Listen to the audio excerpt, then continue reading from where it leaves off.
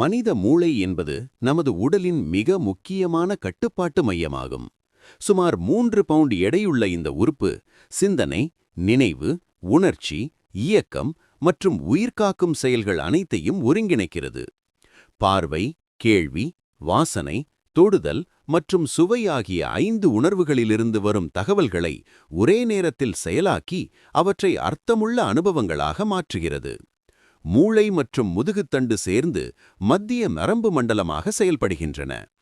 மூளை மிகவும் மென்மையான மற்றும் நுணுக்கமான உறுப்பு என்பதால் பல அடுக்குகளில் பாதுகாக்கப்படுகிறது. மண்டையோடு மூளையை வெளிப்புற காயங்களிலிருந்து பாதுகாக்கிறது. இதனுடன் மெனிஞ்சஸ் எனப்படும் 3 பாதுகாப்பு திசு அடுக்குகள் உள்ளன. வெளிப்புற அடுக்கு டியூரா மேட்டர் எனப்படுகிறது. இது தடிமனான மற்றும் வலுவான திசுக்களால் ஆனது. அதற்கு கீழே உள்ள அராக்னோய்ட் மேட்டர் மென்மையான மற்றும் வெளிப்படையான அடுக்காக உள்ளது.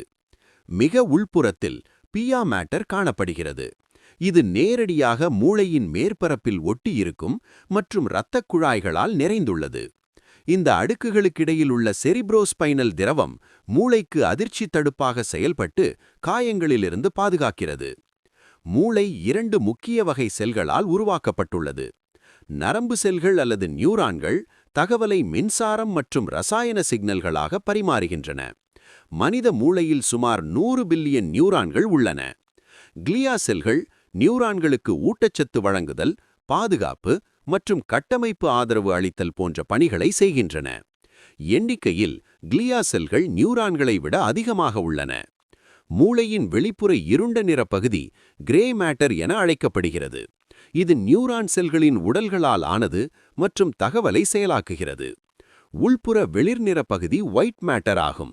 இது மைலின் உறையால் மூடப்பட்ட நரம்பு தண்டுகளால் ஆனது மற்றும் தகவலை மூளையின் பல பகுதிகளுக்கு வேகமாக பரிமாறுகிறது. இந்த இரண்டும் இணைந்து மூளையின் செயல்திறனை உறுதி செய்கின்றன.